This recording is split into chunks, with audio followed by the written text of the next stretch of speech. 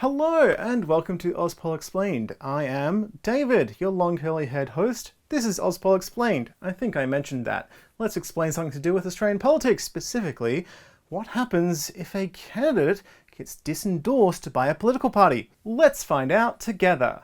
I already know the answer. Every election it happens. Parties declare a list of candidates and then, oh no, turns out one of them said some really nasty stuff on social media that I can't repeat or I'll get demonetized. So they get disendorsed. But what happens next? Well, it depends on the timing.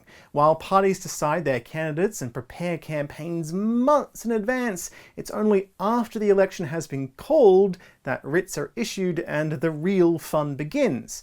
And by fun, I mean the official candidate nomination paperwork.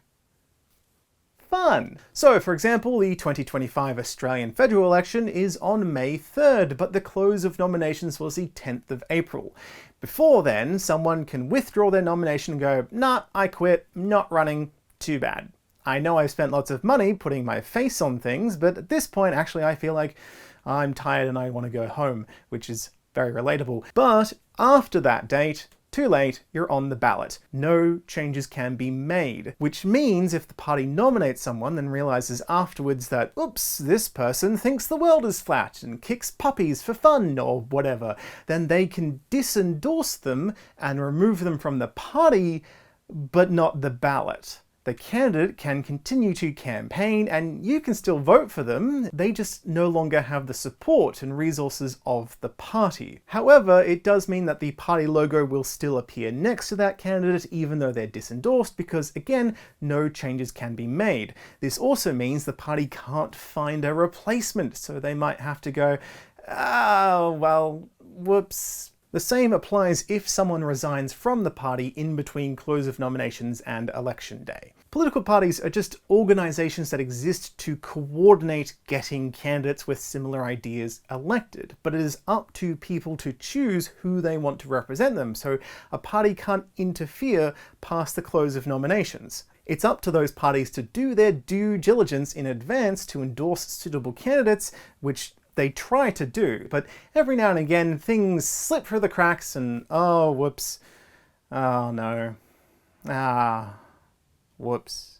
You know, again, you can vote for a disendorsed candidate. They are still on the ballot, and sometimes these disendorsed candidates win, at which point they would enter Parliament as independents. So feel free to vote for a disendorsed candidate if you wish.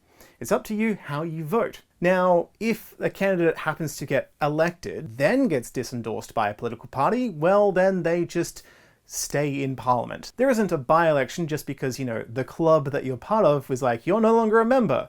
They are still part of the bigger, more important club of Parliament, and they stay there until either personally they resign from Parliament or there is an election. So if someone is kicked out of a party mid-term, they become an independent, and it's up to them to decide to stay as an independent or join or form a new political party. Now, there's a different situation that may arise, and that is disqualification.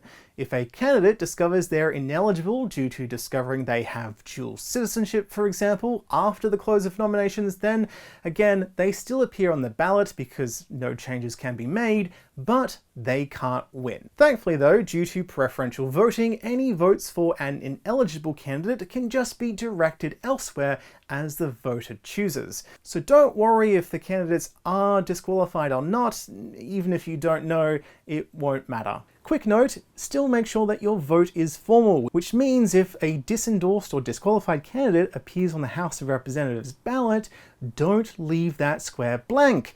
Still fill it out, though what number you put there is up to you. Treat it as a normal box and ensure that your vote is formal. The AEC, by the way, doesn't actually have the power to reject nominations from candidates that they suspect may be ineligible. If they think that someone has lied on their nomination form, they still have to accept it but can refer it to the federal police, or if it's an uncertain thing, it would be up to the High Court to decide. So don't blame the AEC, they don't have, the power of a court in this decision-making process. So, there you have it. I hope that has helped you understand it a little bit better. Don't forget to share, subscribe, comment down below your favourite kind of nomination form that you've ever filled out, and also thank you so much to my supporters on Patreon. I appreciate your support to me immensely. That's all from me. Thank you so much. I'll see you at the polls.